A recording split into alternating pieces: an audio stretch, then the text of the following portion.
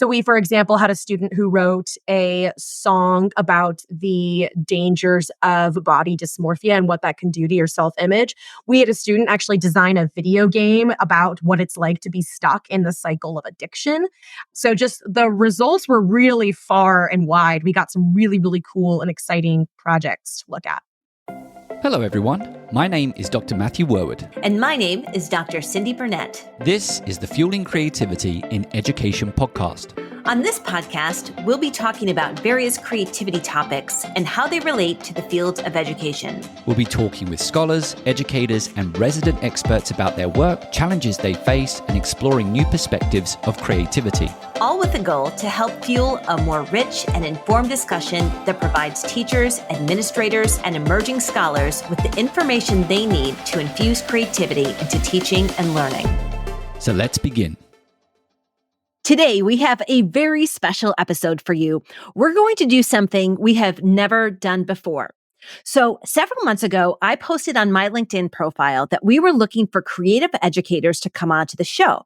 And I had a teacher reach out to me and ask if both she and her principal could come onto the show to talk about the creative thinking happening inside of their school. So today we have two very special guests from one school. Yes, I'm also excited, Cindy, and I'll introduce our first guest, which is Cathleen Scott. Cathleen is the principal at Three Springs High School. Her work marries the disciplines of social work and education to create a student-centered learning environment where kids who need something different from the traditional model of schooling can thrive. In her years since becoming the THNS principal, Cathleen has spearheaded several significant changes, including a shift from online credit retrieval to project-based learning, a move toward consistent co-teaching, and a shift to interdisciplinary coursework. An advocate for the voices of students at the fringes, Cathleen strives to create a school culture and climate rooted deeply in community, belonging, and care for others. Our second guest is Alyssa Matuchniak. Alyssa is a multidisciplinary educator-poet, also at Three Springs High School in Cheney, Washington, with 6 years experience in teaching and professional writing. A South Bay Teacher of the Year Award recipient, Alyssa's pedagogy embodies project-based learning, culturally responsive education, and principles of universal design. When not teaching, she slams at open mics and promotes her book, Small Wars, Little Revolutions. Welcome to the show. Thank you so much for having us. We're so excited to be here. Yes, thank you. So we would love to begin by having you tell us about your unique high school. What makes your school's approach to creativity unique? Three Springs High School is an incredible place. Our goal is every day to ensure that our students feel like they belong and are a part of our school community. What makes that possible is our amazing staff that collaboratively work together to create a project-based learning model that engages our kids and gives them voice. But more important, I think the interdisciplinary work that we're doing creates more of a real world opportunity for our kids. So, for example, our teachers are co-teaching all of our core coursework, and they're doing that in a way that is unique to us. They're building projects around two subject areas, for example, English and science, not typically paired, but working magnificently. And so I think that between our focus on building community and supporting all of our staff and our kids, and then also creating an environment that's more real world and related to what they're living and doing now, but also guided by teachers who are committed to working together to develop those courses and those opportunities for our kids. Cathleen, I do want to do a follow-up question because I was fortunate to work on a project called the Academy of Digital Arts and Sciences around about 10 years ago now, possibly actually more like 12, 13 years ago. And it was almost like a school within a school where we would go and work with high schools in the state of Connecticut, and we would kind of primarily implement our project-based learning environment. And what that centered on was a joint project where we would have science, technology, and math teachers working collaboratively together. Now, it sounded good, and we had some really great success success, but there were some challenges within the building, some systematic challenges. And my gut feeling is that you've probably had to address some of the similar challenges. So I'm curious to know, number one, how do you schedule planning time, right, between, teachers from different subjects? Two, do you run into problems where, for example, one of the teachers from the core subjects kind of feels the pressure of having to make sure certain content is being addressed, while another teacher might feel that they have more flexibility and freedom to kind of, maybe be a little bit more elaborate in a project idea? How do you address some of those systematic challenges that come about doing interdisciplinary coursework within somewhat of a siloed system that K through 12 can be? That is a really great point. And yes, we've had to struggle with both of those issues. We are very lucky that we are designated as an alternative learning environment, which provides us in our school with some different seat time requirements than a traditional school. So number one, in regards to planning time, that has been a huge factor. So for example, we have a schedule where we have students on campus Monday, Tuesday, Wednesday, and Friday. And on Thursdays, we have designated that time completely to planning and supporting our staff so that there's a structured schedule where they meet with different groups depending on their cohort of teachers, as well as having some individual planning time in there. So that's number one of the things that's really supported us in that. In regards to the pressure for content, I would say that this has typically been surfacing most in the area of math, where it's more difficult for us to find the opportunities to collaborate and integrate math into our other curriculums. I feel like for our math teacher in particular, it creates a sense of pressure for them to really make it so that they're meeting the standards and preparing them for what's next in their real world, allowing some of our other teachers to have a little bit more flexibility, quite honestly. Yeah. I feel like it's happening in all of our areas. The way we've addressed it is to put the standards on the table and work backwards and really be thoughtful about what is it that at the end we want kids to know, and coming up with a project that's going to address those standards for both content areas. So, Alyssa, I'd love to hear from you. What has been your experience in co-teaching, and what are some of the projects that your students have created?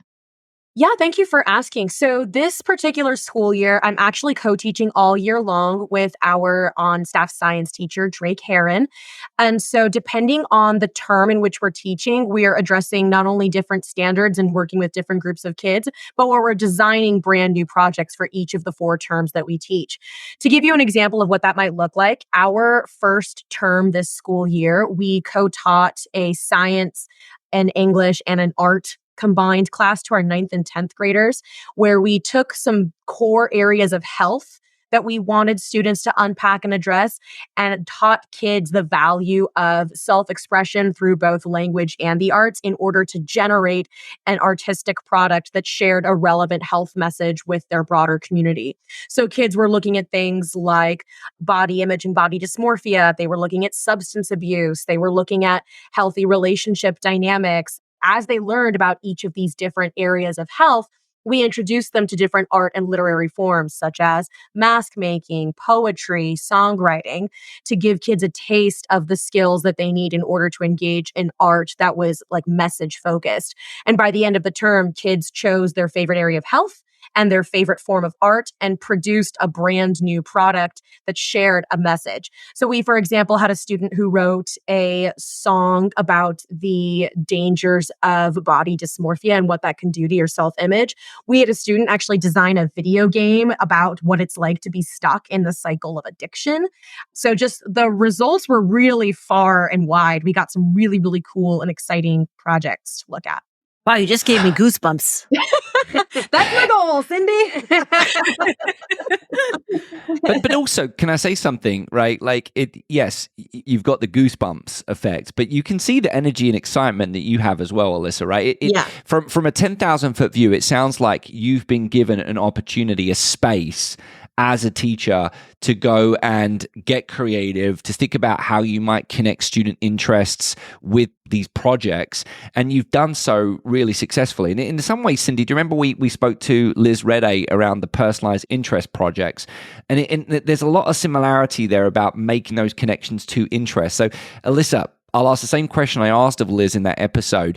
How do you kind of like cultivate those interests? How do you make those connections? You know, because some students say, I'm not interested in anything, which we probably know isn't true, but how do you go and make sure that students do find those interests and then have that affordance to go and explore them within the project? That's a really good question. I think first and foremost, a lot of that comes from the freedom that we get top down. Like, I would not have the freedom to be able to say yes to my students if I didn't know that Cathleen gives myself and all of our teachers on staff the freedom and the jurisdiction that we have to make our own decisions. She really trusts us, and that allows us to then sort of let go of control and trust our kids. So for example, that student who I mentioned who designed the video game about being stuck in the cycle of addiction, video game design was not an art form that we introduced in our class. That student approached us and asked, hey, you guys are great. I love the art forms that you taught us. I have zero interest in any of this. I don't care about poems. I don't care about mask making. I like to make video games in my spare time. Can you just trust that I'm going to do this well? And we said yes. So I think the big thing is the kids have to know that there is a culture of yes from their teachers. And that starts from day one. So that starts with trusting kids to, when you're just checking in with them regularly, to check in with you the way that they want to. And you have to be willing to say yes. That starts with, if a student says, hey, I don't want to handwrite this, can I type it instead? That you're willing to say yes. So it's all those little yeses that you're embodying in your regular day-to-day pedagogy that build that trust and build that rapport. And so if you do that enough from the ground up from day one, then they will sort of have that faith that they can come to you and say, hey, I have this interest in skateboarding. Can I do my science research project on skateboarding? And then we can say yes and figure out how we're going to look at the physics of motion when you skateboard at your local skate park. We can do that. So I think that's one really major thing. I think the other one is you're always going to get those kids who say, like, I'm not interested in anything. And like, you just are going to have to know that that isn't true and be willing to spend the time and sit with them and figure out and observe by their behavior what they are interested in. So if you notice that they spend a lot of time on TikTok watching those like videos of people like making their own harmonies on a loop machine, figure out, is there a way we can incorporate thinking about wave functions in a science and English class and songwriting, right? So also just being observant and being willing to pay attention to the little things, that really matters. So this culture of yes, I really appreciate. As I was reading about the school, students also choose to go to your school. Yes. So it's a choice to go to your school. And do they then apply to the school? Yes. So, that has evolved, quite honestly, during the time that I've been here. And this school has had many morphs over the years it's been in existence. But one that I feel like, and our team feels like, has been probably the most important has been that we shift from a culture of students feeling like they didn't have a choice. They got placed somewhere and that they weren't good enough to be a student at a traditional school, to instead sharing why this school is different in a way that is going to benefit their learning style, their learning needs, etc., and advertising it that way. And we've been out there talking to our kids and our community and helping them understand that different doesn't mean that you are bad. And instead, it's actually a really great opportunity for students to be a part of something that's going to allow them and empower them to be their best selves. And so that has been a big focus for us, because parents will come to me and say, I want my kid to go to your school. Great. Let's see if they agree. And we've been pretty upfront in every meeting and every conversation that, you know what, if a student's not 100% bought in, then it's not going to be the right place or right environment for them. And so we really want everyone to feel that. And that's our staff as well. I love our staff. And we've had some staff come and go, and I'm always very supportive of that. And there's been a couple that have left recently that have broken my heart, but they are doing bigger and better things and taking this this mindset and this creativity to their new places. And we've welcomed people who are also 100% bought in and really want to be a part of our community. I do want to follow up on something that you just said. People who have this mindset and I think approach to creativity. I might not be quoting you perfectly there. Yeah. I want to know, what is that? When you're interviewing someone or you feel you're losing that, what is that we're talking about? Honestly, it starts with how staff feel about kids. And ultimately, it's about their growth mindset and their willingness to see the value and positivity in every one of our kids. And so when we're asking questions in an interview, it's about pedagogy and it's about those things and their willingness to collaborate with one another. But it's also mostly about their viewpoint on learning and kids and seeing the good in all of our kids. All of us come with challenges and all of us have our worries and all of us have, where we came from. And I think one of the things that I appreciate about our school and from our students is oftentimes we'll hear, I didn't think that I could, or people didn't believe that I was capable. And they come here and from day one, the mindset from our entire staff is, yes, you can. And we work very, very, very hard at creating that community where kids feel like they're part of it and they may not be there yet. We really do. And that's just like a daily philosophy. And that's part of what I remind our team. They remind me when it gets tough.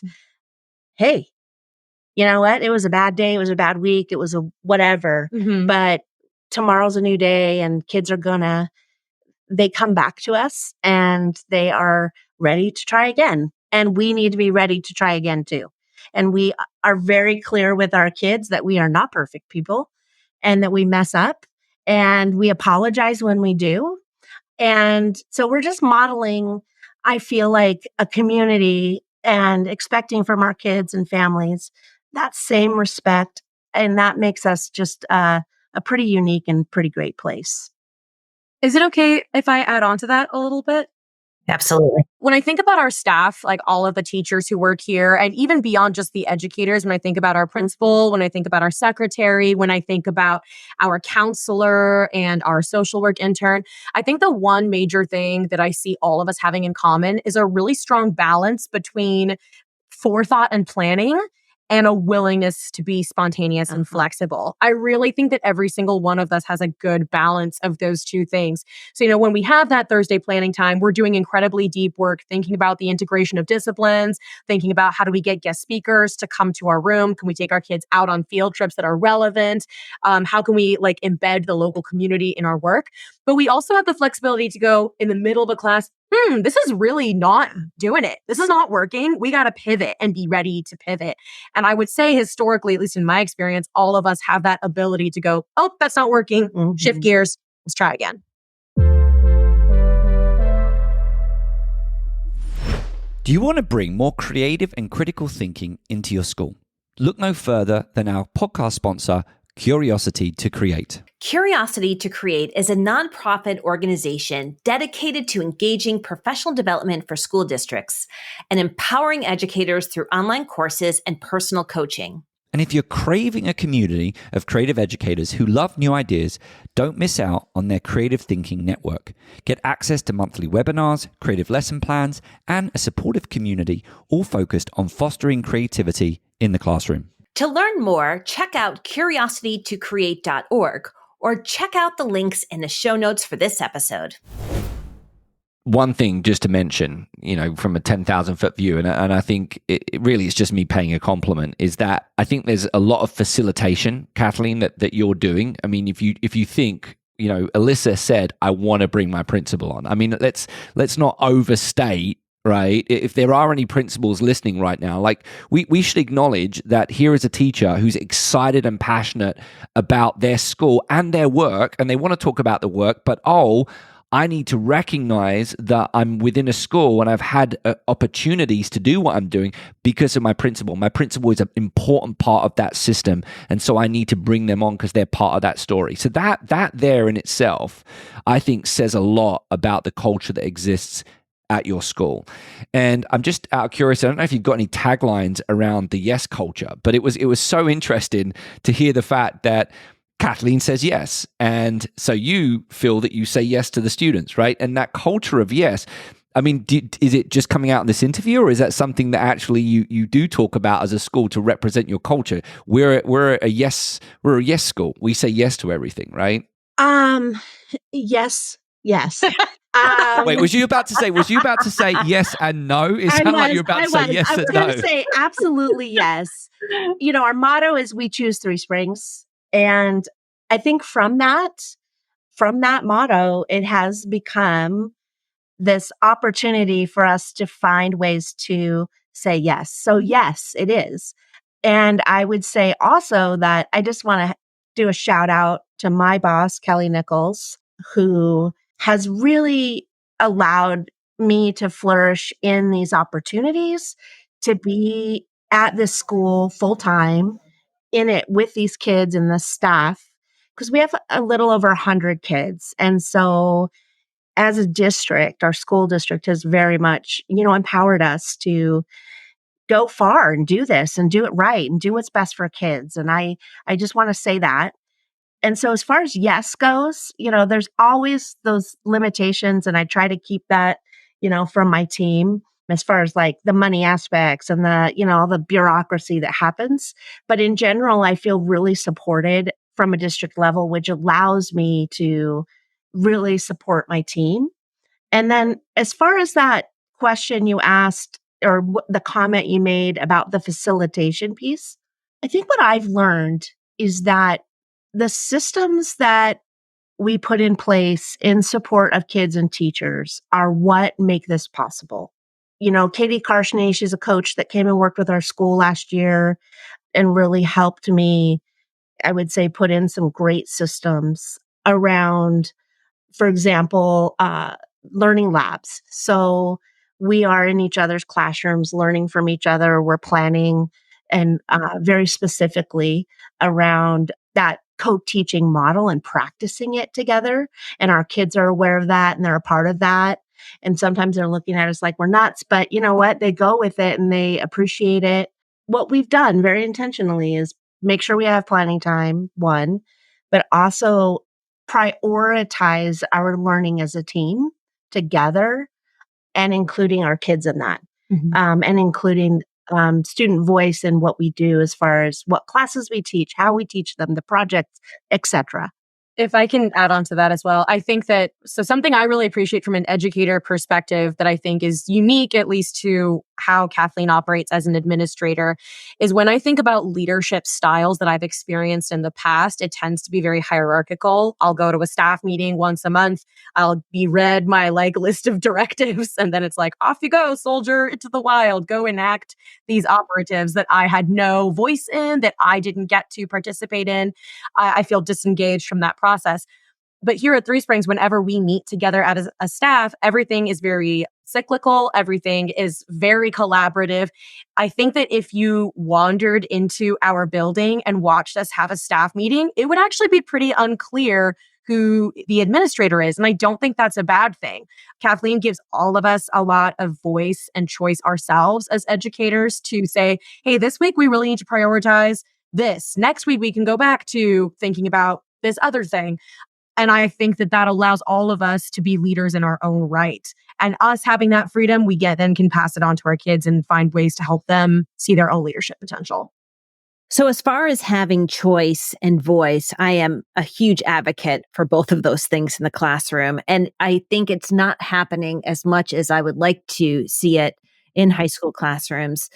And I know I have a son who is in high school right now. He's a sophomore, and most of the work he's doing is very regimented. It's studying for AP tests. It's boring and much more traditional.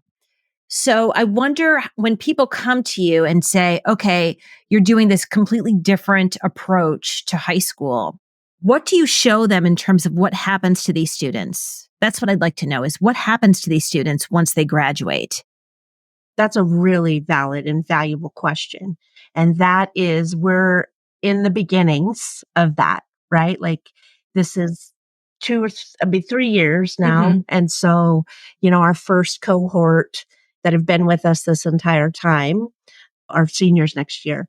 So that's the data we're collecting, right? What I hear from students anecdotally who've graduated with us, they are feeling far more prepared for real world.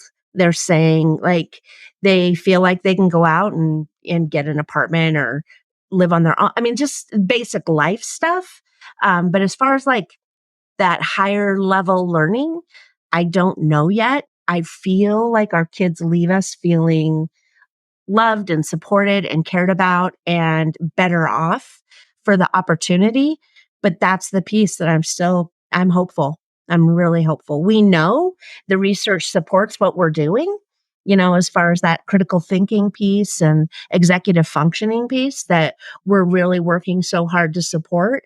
And so I have confidence that that's what we're going to see as our kids leave. So I think that leads to a really interesting opportunity to have you back on the show in a few years with a few of your Yeah. graduates Yeah. to talk about their experiences going through your curriculum in this way, because I just think it's fascinating. And I think if I were to go through a curriculum like that, if I had gone through a curriculum like that when I was in high school, I probably would have been much happier than in my traditional, public high school that I was in. I always say to our families, like, I did fine. I went to a traditional high school. I'm doing fabulous. Like, I'm happy. I'm healthy. I've got a good job, a career. So it works. And it's for a lot of kids, it does. And I believe we're catching kids that might not have been successful in a traditional environment. And we're catching kids that would have passed and moved on, but would have been bored out of their mind. So I think we're catching a lot of kids that otherwise might not have, or their trajectory would have looked different if they hadn't had us.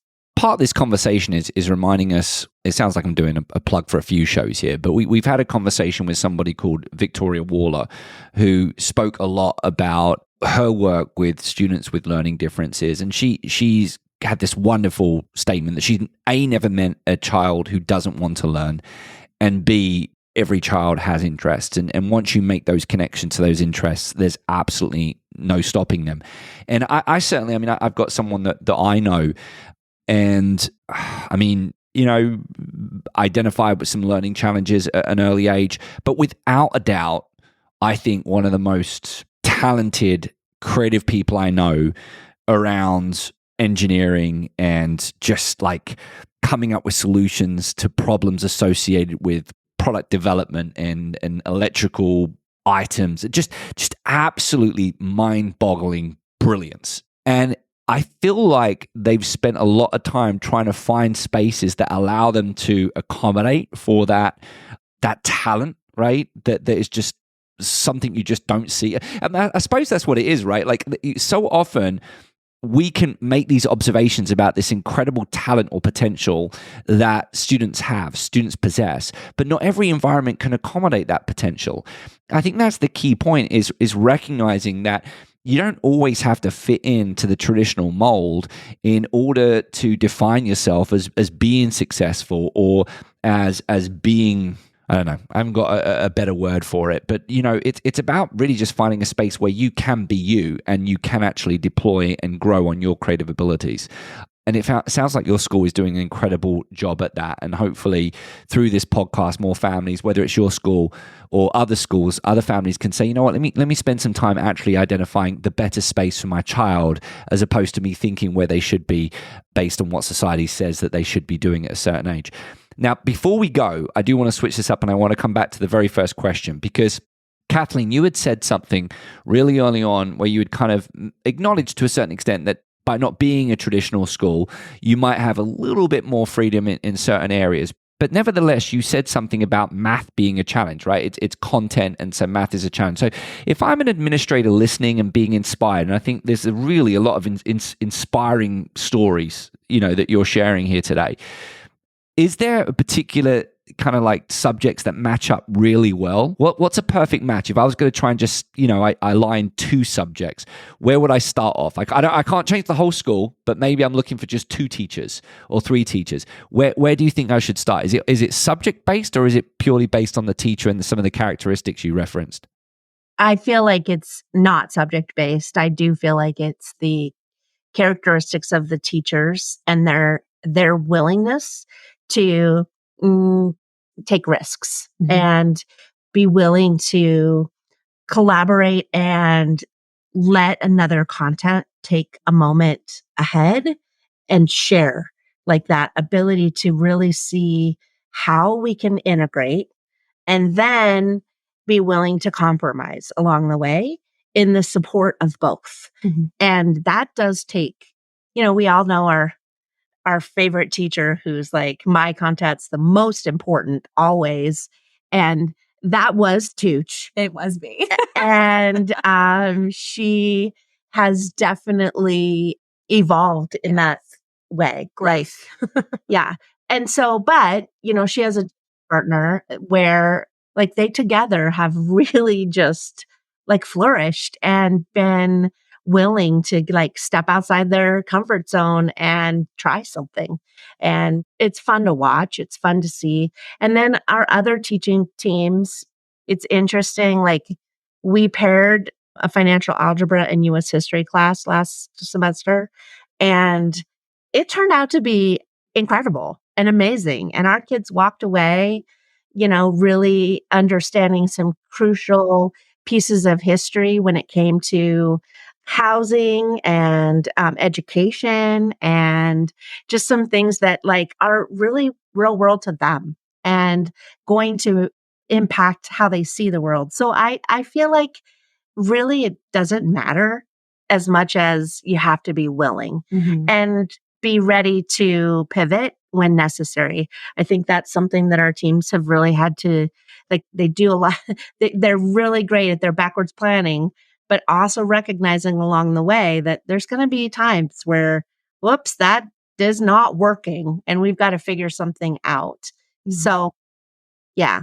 I would say also it's a willingness to get creative with how you look at skills and standards. Absolutely. So like, for example, I haven't gotten to do this yet, but I've been wanting to talk to our math teacher for a while because I feel like both English and math are like, we'll just tack them on to the bottom of something else.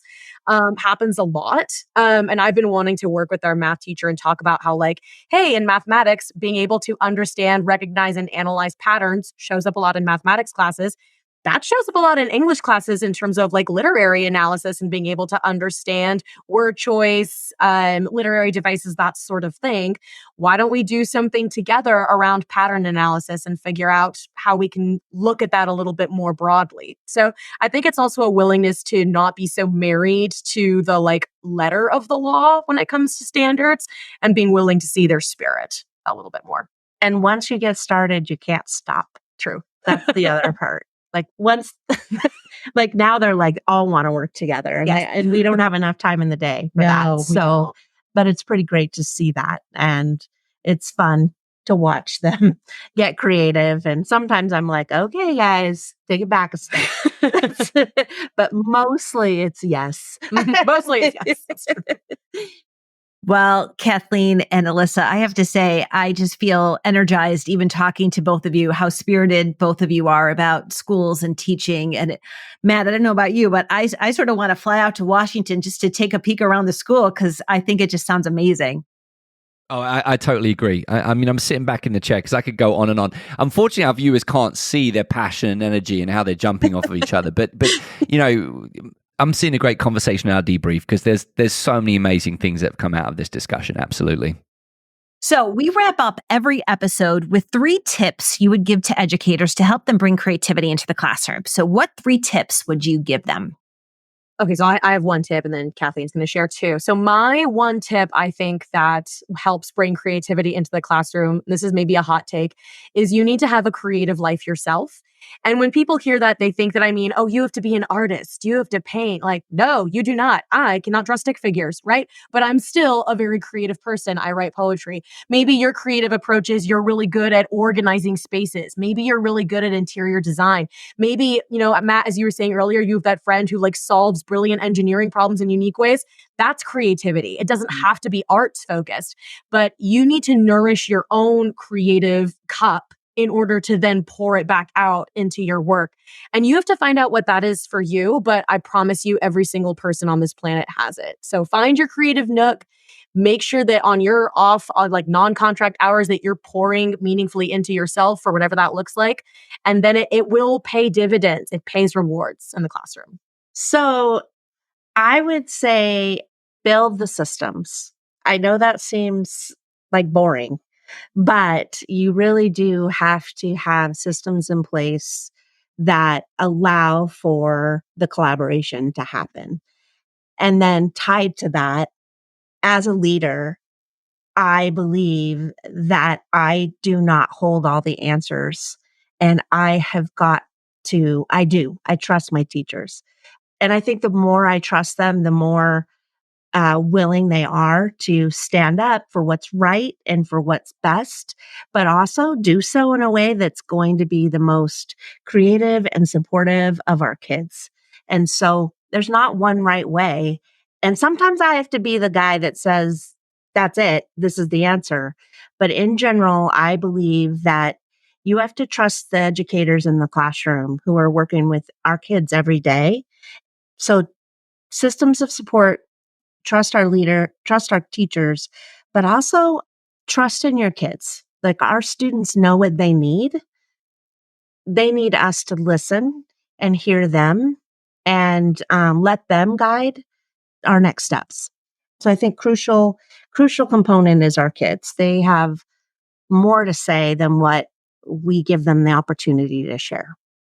But not at our school. We're always listening. Always. All right. Well, listen, I think unfortunately we've run out of time, but this was an incredibly inspirational conversation. And, we wish you all the best as you continue to work this out. Alyssa, you kind of like hook the math teacher and English teachers in on the next project. Yeah. I have no doubt you're gonna kind of continue to conquer the world within your community. So we wish you all the best on that endeavor. Now, I can't help but think, Cindy, this was a great episode with a teacher and a principal. So I'm going to actually just do a shout out to the community. If you want to come on the show with your principal, if you're a teacher listening and you want to come on with your principal, we want to have another one of these episodes because they were absolutely fantastic. Being able to talk about that relationship, the teacher and principal relationship, and how that can help build a culture of creativity at your school. And likewise, if you are an administrator or a leader and you want to bring a colleague, a teacher in, or somebody else in to talk on the podcast, we want to hear from you. So you can reach out to us at questions@fuelingcreativitypodcast.com. And Cindy and I are also very active on LinkedIn, so you can reach out to us on LinkedIn as well. Okay, so that's all we've got in store for you on today's show. My name's Dr. Matthew Wurwood. And my name is Dr. Cindy Burnett. This episode was produced by Matthew Wurwood and Cindy Burnett. Our podcast sponsor is Curiosity to Create, and our editor is Sam Atkinson.